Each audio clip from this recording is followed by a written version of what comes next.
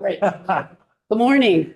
It's Tuesday, February 24th, 2026 at about 11:15 a.m. This is the House Republican Caucus. Just a few things from the leadership meeting this morning that Representative Higley and I were at. We're going to stay on the 10, 3:30, 3:30, 9:30 schedule for floor this week. And then we break for town meeting week. And then the week we get back, we will still be on the 10, 3:30, 3:30, 9:30.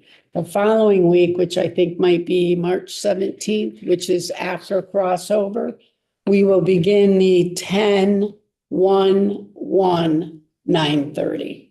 So we'll have 2 more weeks of this schedule, the Wednesday, Thursday at 3:30, and then we'll head to the weeks where we'll be Tuesday, Wednesdays at 1. But we will remind you when we get to that.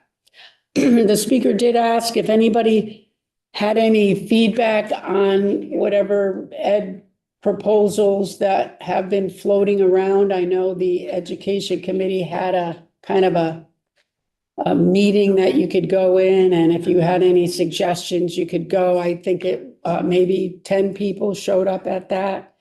Also, the chair had set up like a kind of a coffee hour type thing if you wanted to go to talk to him. So wasn't really well attended. So if you have any ideas, we have 4 members that sit on that committee. If you don't feel comfortable going in front of the committee as a whole, you can certainly reach out to the vice chair, Chris Taylor, who is here.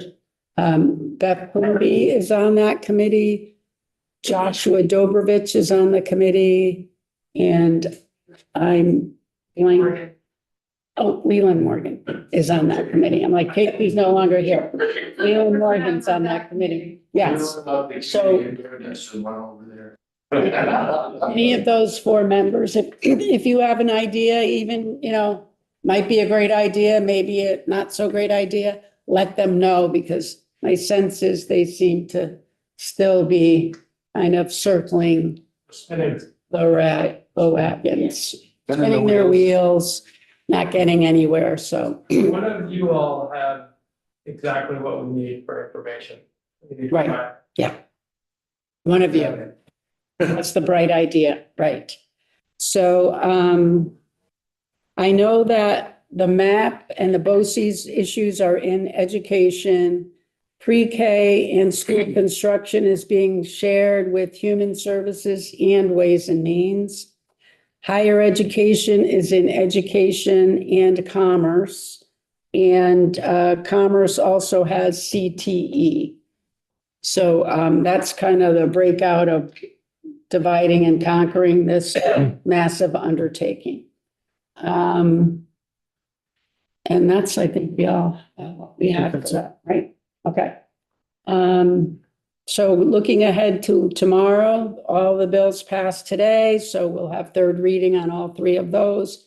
Heard that may possibly have an amendment to the agreements not to compete by the member from Burlington. I think he is, Troy Hedrick.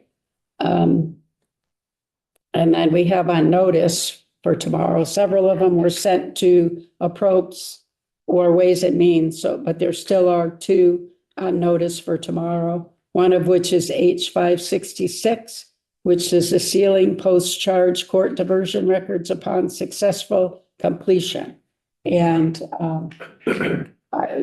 Tom Oliver is supposed to report it, but the Franklin County delegation has a meeting right now with, I think, somebody from their hospital. So yeah. So anyway, rundown. The way that court diversion is set up right now, anybody who goes through it, the records are expunged. And as we did last year with a lot of criminal records, we went from expungement to sealing. And the same with this, where these records will no longer be expunged, they'll be sealed. To get a record, whether it was expunged or now being sealed, it's not automatic. You still have to qualify for it. and a couple of reasons, that we're going to, same reasons as last year when we went to sealing, a lot of the same reasons here is, if they're just sealed, you can get back into the records if need be.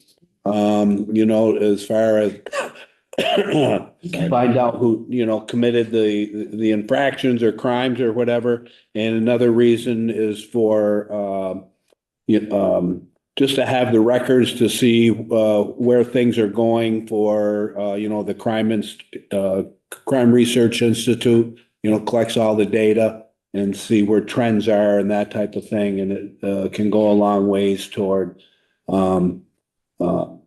bringing forward the right type of programs to maybe, slow things down and that type of thing. But anyway, it's a good bill. It came out, 11-0. yeah, 11-0 in our. Sorry, 10-01. 10-01. That's right. Appropriations was, I think, 11-0. Yeah.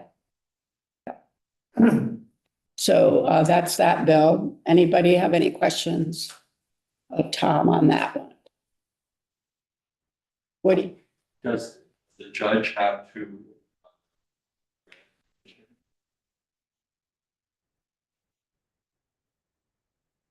I'm not sure on that. They have to, maybe I can find it real quick. Not. Okay. Yeah, it's just not automatic. There is a process. Do you remember, Zach, what the process is to unseal? The way that I understand it is anyone looking to have access to the record would have to have some relevant course of action to the case. So if, for example, if it was a defense attorney and I was represented Paige, or there's a sealed record, I could have petitioned to have access to that record, but otherwise I wouldn't it's not just carte blanche, access to records. Thank you. So pretty much it would have to go in front of a judge then. It would be a judge, or it typically be for defense attorneys or the prosecution, to understand what is behind the sealed record. Okay. Anybody else? No. And then the next one that will be up tomorrow is H635, which is eliminating Department of Corrections supervisory fees. And Kevin Winter is the only one from Corrections in here that I see. So Kevin, can you? Oversimplified, because of the trend, we're unable to collect the fees. The cost to try to collect those fees far exceeds what we're collecting. And the committee has a lot of emotions, but it really comes down to purely a financial decision. It just doesn't make sense to keep squeezing the rock to try to get more blood out of it. And I don't mean to be crude, but we've got $15 a month is the average that has been assessed, and we just continue to collect insufficient funds to cover it. So it was voted out 11-0. 11-0, yeah. Saying doesn't make sense. Let's quit. Okay. Then it went to Ways and Means. Bill? Sorry. It went to Ways and Means, Yeah. Department of Corrections, eliminating the supervisory fees. Is it de minimis that we're losing money, or? What do you got, Mike? I could speak to that. Oh, okay. It was requested that we not have it effective until 2027. So the revenue that was anticipated, even though it's small compared to the effort to get it, is still in the budget for this year, but it would be effective July 2027. Okay. So that we don't take that. Here, let's see. Got it. No, that's a good question. I don't remember exactly. We're talking hundreds of thousands of dollars. 1,000. Not large, but the effort is considerably large. And that's what Ways and Means heard as well. We heard Yeah, well, yes. That's why testimony. we pushed the effective date out to July 2027. It's not to upset the. Right. It's costing more in administrative costs than it is bringing in money. So. And we did ask if by eliminating this, can we reduce the FTEs? And of course, the answer was no. But we did ask. Yeah, okay. Yeah. Any other questions on H635? No. Just as an update, this week, I'm not quite sure if they've been set for H70 is being taken up in environment and energy. No, excuse me, just environment, sorry, we split that a couple of years ago. So Mark Higley will be has a couple of people lined up to testify on that bill this week. So It looks like Friday is open for, she wanted to lump them all together. So there's our own Jed Lipsky, who's a conservationist and certified master logger. There's Sam Lincoln, a lot of you folks may know him. He's also a UVA land, his land is in the program. And then we have Bill Sargent, who's from the Vermont Forest Products Association, coming up from Bennington to testify. So I think we have three really good folks that are knowledgeable and going to testify. And there may be more too. Rob was looking. I'm trying to line up Peter Tucker from Builders Association as well.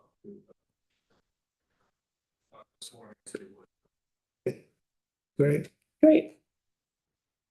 You have anyone from the agriculture sector coming? I I don't, suggested you. I am gonna be. I'm gonna be Exposed. moving in from Florida, Okay. Oh, let me put my head together and see if I can get somebody who can speak to it. the other issue on the rural caucus last year, it was, I think, the number 2 issue, and the rural caucus drafted a letter that went to the speaker. I've asked that that letter be presented to the chair of committee and the members on the committee as well. Again, in support from not unanimous support, but again, the members that signed on from the rural caucus that support that bill. Has that been forwarded? I asked Hasn't shown up. Lisa this morning, keep your eyes open for it, because again, if it doesn't, I want to make sure that it gets there. If it doesn't go to all members, I'd request that if the chair sees it, to have it put in testimony on your webpage. She's been, the Friday schedule agenda is still open so far. Right. And if need be, I can testify to the issue. Thanks. Larry, Hey, on Thursday, 10 a.m., same bill, H70, there's a Lauren Oates, who is the Director of External Affairs for the Nature Conservancy, scheduled to talk. okay, And also Wednesday at 2, there's Jamie Fidel from the Audubon Society as well. So, The other big favor of it. Both of those will be testifying against. right. I think the key to the argument in this one is, as probably most aware, is H70 is enabling conserved land in the UVA program, current use, to be counted for the permanently preserved land that's attempted to be, has a goal of being 50% of Vermont by 2050. So the big argument is conserved versus permanently preserved good enough? And so we're gonna have to show the strength of the UVA program. That's really the basis of the argument for H70. We gotta show that there's very little coming out, whereas and there's more going in than is coming out. And so ramp up, and we have very good control over what's getting pulled out or what's being taken out. And how much the cost is to take it out. That's the key to the argument. And just for people's knowledge as well, there's roughly 5.9 million acres of land mass, not including water, in the state of Vermont. Currently, through the efforts, they've realized 1.6 million acres that's conserved. They consider conserved in phase 1. So again, the acreage currently in current use is around 2.5 million. So we would have more than enough to meet our 50 by 50 goal.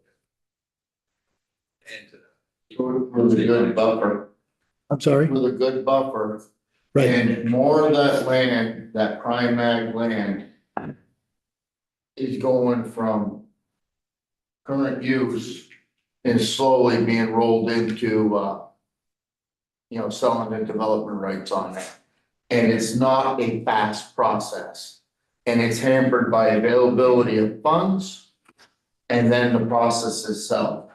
So I have real good knowledge of a farm going through it. And it's been a 2-year process, and it probably won't be done this year. It might be, but it's a slow process, and they have to have the availability of funds to do it. And if they think that they're gonna roll in another, what is it, 1.6 million acres, they need to roll in to hit the 50 by 50. They don't have the funding to do that fast enough. And then the other part to these towns is what is it do to their tax rolls?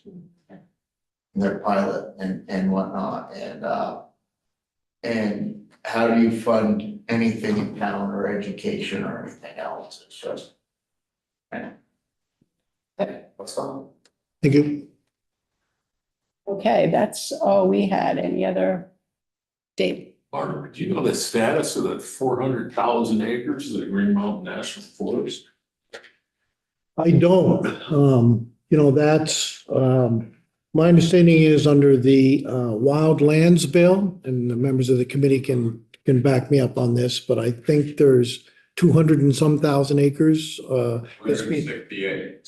say again, I'm sorry? 268,000. 268,000 acres that's, would be involved in that Wild Lands Bill, which would not allow any logging and minimal human interference. I can't remember the exact wording, but again, it's a big concern.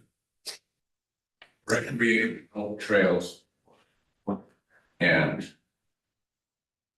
hiking, birding, all of the environmental issues will be satisfied except logging. How do they maintain it?